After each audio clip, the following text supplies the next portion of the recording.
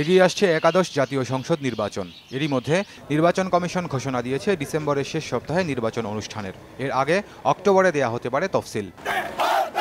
এই প্রেক্ষাপটে নির্বাচন সামনে রেখে উত্তপ্ত হচ্ছে রাজনৈতিক অঙ্গন। নির্বাচন সামনে রেখে আবারও জ্বালাও পোড়াও সহিংসতা হতে পারে এমন আশঙ্কার কথা বলছে সরকারি দল।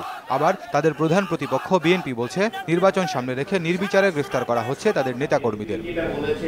তবে পুলিশ বলছে আন্দোলনের নামে যদি কেউ আইনশৃঙ্খলা পরিস্থিতির অবনতি ঘটানোর চেষ্টা করে, জননিরাপত্তা বিঘ্নিত করার চেষ্টা করে, তা কঠোর হাতে দমন করবেন তারা। আসন্ন জাতীয় সংসদ নির্বাচনকে কেন্দ্র করে কেউ যদি এ ধরনের কোনো নৈরাজ্যকর অরাজক পরিস্থিতি সৃষ্টি করার অপচেষ্টা করে, অত্যন্ত কঠোরভাবে তাদের দমন করা হবে এবং কোনো ধরনের নৈরাজ্য ললেসনেস এটা বরদাস্ত করা হবে না।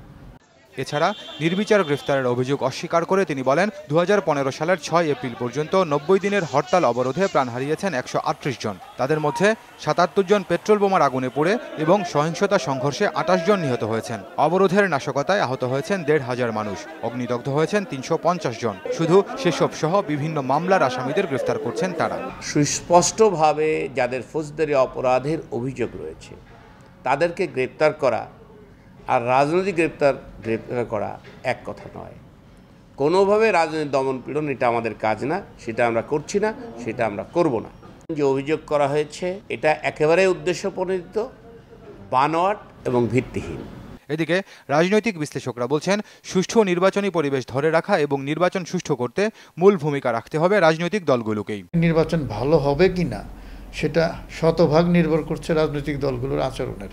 তো তাদের আচরণ যদি সুষ্ঠু নির্বাচনের পক্ষে সহায়ক হয় তাহলে কিন্তু ভালো নির্বাচন হবে।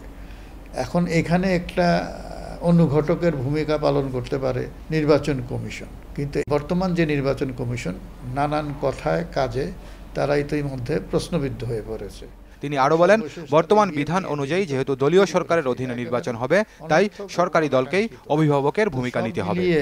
বলতে হয় যে খান মোহাম্মদ রুমেল, সময় সংবাদ, ঢাকা।